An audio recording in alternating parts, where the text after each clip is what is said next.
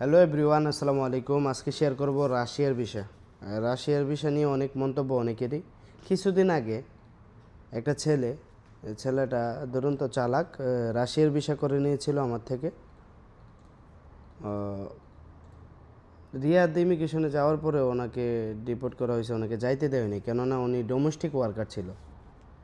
ঠিক আছে, মানে ওর মনে আমিল মঞ্জিলি ছিল, কনফার্ম টিকিট ছিল। পরে আয়সা টিকিট কোনো মতে রিফান্ড করেছে আমার মাধ্যমে। পরবর্তীতে উনি কি করেছে, ওনার সাহস ছিল আলহামদুলিল্লাহ, কনফিডেন্স ছিল যে আমি যাব। তো কনফিডেন্স থাকলে কি হয় যে ও জেদ্দা থেকে ফ্লাইট করছে। নাইম ভাই, জেদ্দা থেকে ফ্লাইট করে লোকটা সম্পূর্ণ হয়েছে ফ্লাইট না। রাশিয়ার বিষয় আমাদের 2 মাস আগে করছিল, 1 মাস আগে এটাও ফ্লাইট করছিল। কালকে আলহামদুলিল্লাহ আমাদের একটা বিষয় হয়েছে। উনি থাকে হচ্ছে নাসির ভাই, দাম্মামে থাকে। 40 দিন লাগে ভিসা করতে। রাশিয়ার স্টিকার ভিসা, এটা বাংলাদেশি পাসপোর্ট। যদি আপনার সাহস থাকে তাহলে আপনি যাইতে পারেন। একবার রিজেক্ট আসছে এয়ারপোর্টের থেকে, ওনার কিছু টাকা লস হয়েছে। তো উনি বলছে যে আমি যাবই। ওনার 2-3টা দেশ ট্রাভেল স্টোরি ছিল, মনে হয় 2টা দেশ ট্রাভেল স্টোরি ছিল।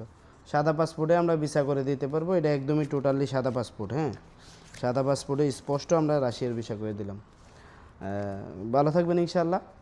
রাশিয়ার ভিসা লাগলে আমাদের সাথে যোগাযোগ করতে পারেন। পাসপোর্ট, ইকামা, ছবি, আর বাইরে আর কিচ্ছু লাগবে না। ধন্যবাদ।